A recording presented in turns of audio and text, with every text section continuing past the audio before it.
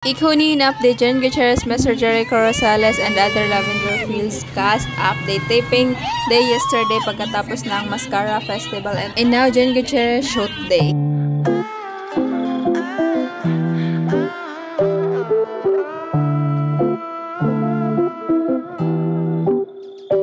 Ikunin update Jen Gutierrez and Mr. Jericho Rosales with other Lavender Fields cast update.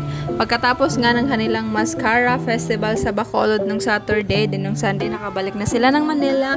Then nung Monday naman kahapon is back to taping kaagad si Miss Jen Gutierrez, si Miss Jody Santa Maria, si Sir Edo Monzano, and si Mr. Jericho Rosales. So ito nga ang binahagi ni Miss Jen Gutierrez sa kanyang taping day yesterday. I race in the morning bago magalit. And ito nga din ang binahagi ni Direk Georgia Sagan. Good morning everyone. Di ko na hawakan cellphone ko kahapon because nagmamadali kami sa mga eksena. Baka kasi umulan lahat exterior eksena. Nagulat ako sa ingay nyo pag open ko cellphone after pack up kagabi about Lavender Fields. Thanks mga B. #Lavender Fields tension tonight.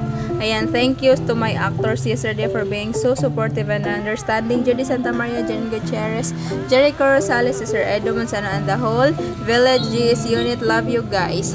#Lavender Fields tension. And another update for Miss Jen Gutierrez is shoot day. It's her shoot day today. Shoot day with the meme. So ayan si Mr. J. Aquino. So abangan na lang natin kung ano yung sinushoot na Miss Jen Gutierrez today. Wala siyang taping for today.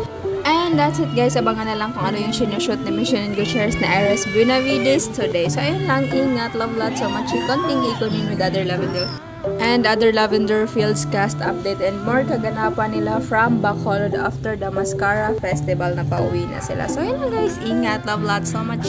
Ikunin update lang po.